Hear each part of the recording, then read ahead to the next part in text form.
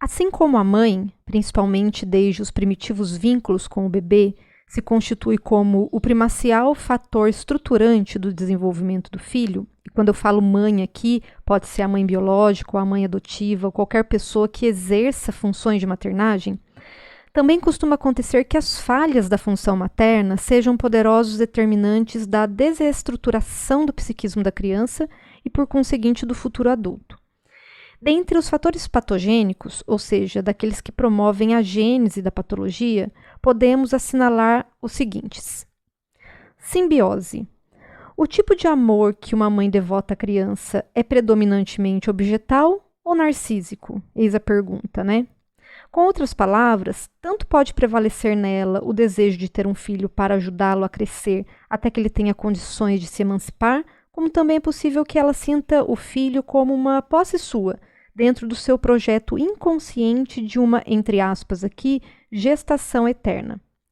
Pode acontecer, portanto, que uma mãe tenha a necessidade vital do seu filho e o induza a funcionar como sendo seu complemento sexual ou narcísico, ou até mesmo ambos.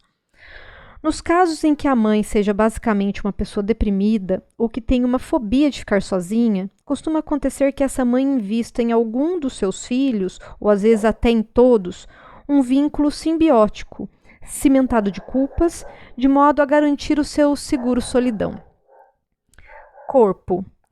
Nestes casos de predominância narciso-simbiótica, é comum que se forme uma relação muito particular que a mãe faz ao corpo da criança, como pode ser visto nas situações mais extremas, nas concepções da psicanalista Joyce McDougall, acerca de um, entre aspas aqui, corpo para dois.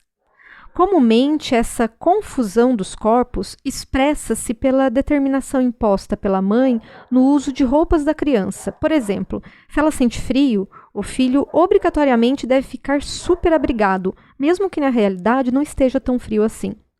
E particularmente por meio da construção de uma atitude hipocondríaca que obriga a criança a sentir os mesmos sintomas e angústias corporais que ela, a mãe. Prover e frustrar.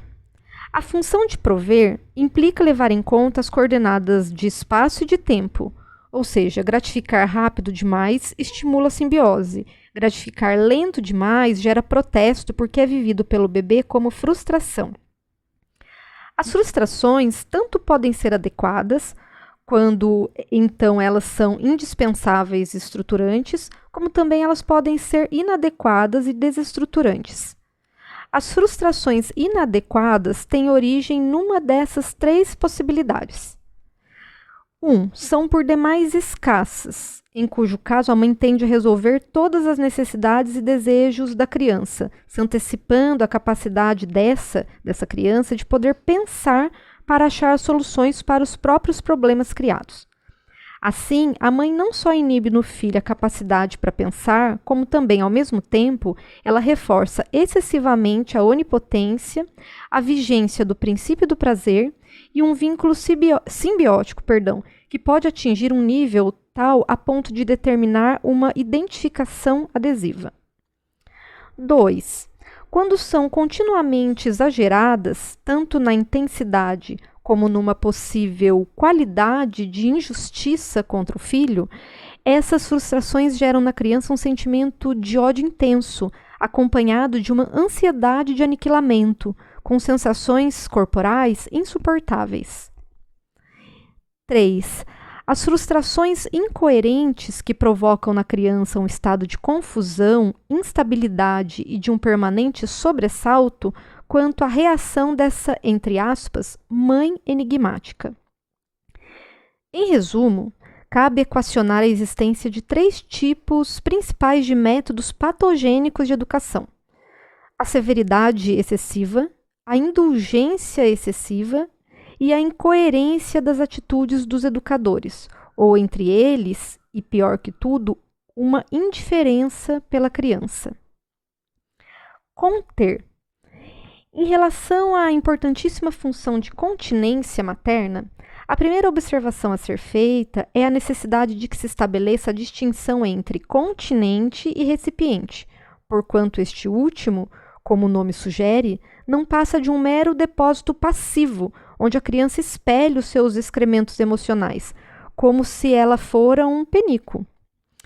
O grave prejuízo para a criança dessa mãe recipiente, entre aspas aqui penico, é que ela será introjetada e representada como uma figura muito frágil e desvalorizada, assim aumentando no filho, ao mesmo tempo, sentimentos culposos, de onipotência, de agravamento da dissociação da figura feminina e de uma autodesvalia.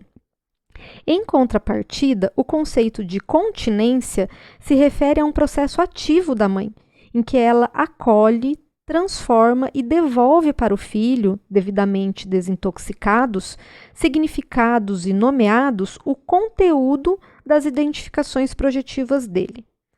Na hipótese de que a mãe não consiga exercer essa função, a criança se vê obrigada a incrementar o uso das identificações projetivas num movimento de hipérbole, como um apelo desesperado para ser compreendido e contido. E isso acarreta sérias consequências, as quais podem ser sintetizadas naquilo que o psicanalista Bion denomina como sendo a parte psicótica da personalidade. E, por fim, espelho. A função especular materna para o desenvolvimento da criança, na qual ela se vê refletida e reconhecida no olhar da mãe, é tão importante que justifica prolongar a metáfora do seio bom e seio mau da psicanalista Melanie Klein, para o de olhar bom e olhar mau da mãe. Neste contexto, cresce muito a responsabilidade da mãe real, pois, sendo um espelho do seu filho, ela tanto pode refletir o que ele realmente é, ou qual um espelho que distorce as imagens, o que nos faz lembrar aqui daqueles espelhos côncavos ou convexos que aparecem em parques, por exemplo, a mãe pode refletir aquilo que ela própria é ou imagina ser. No entanto, pior que essa, há também aquela mãe distorcionadora, que é aquela que funciona como um espelho opaco, que nada reflete, nada de bom, nem nada de mal.